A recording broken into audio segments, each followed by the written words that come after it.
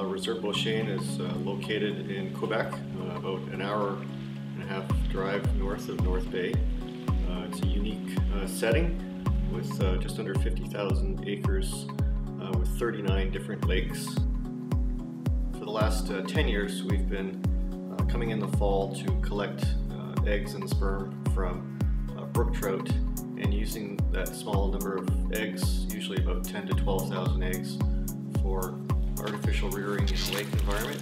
We'll be taking the eggs, taking the milk, dry spawning. So we've got some towels to dry off the fish. We don't want to mix any water with the milk or the eggs because once you mix water with them, they become active. We don't want to fertilize them until later this evening. 986 on the weight, 405 on the length.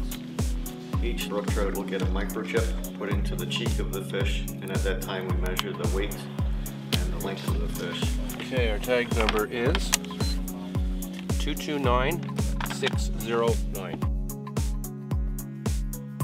When we recapture that fish in following years, we have a unique identifier on that fish that tracks it back to the original date of capture, location of capture, the weight, and the length of that time. Now those eggs are loose inside the body cavity. We just give it a little shake and it shakes all the eggs down towards the vent.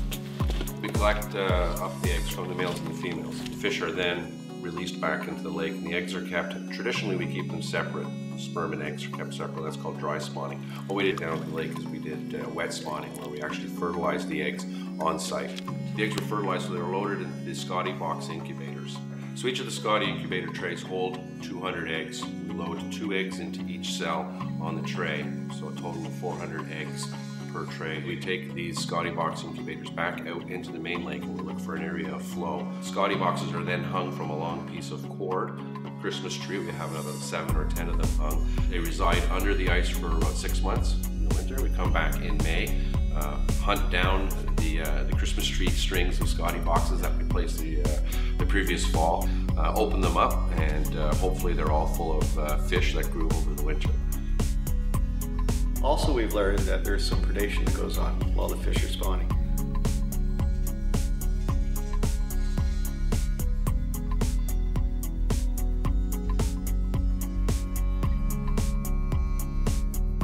Fishermen typically are viewed as individuals that use the resource, and as an avid fisherman myself, I think it feels really good to also be viewed as somebody who's contributing something back to the resource.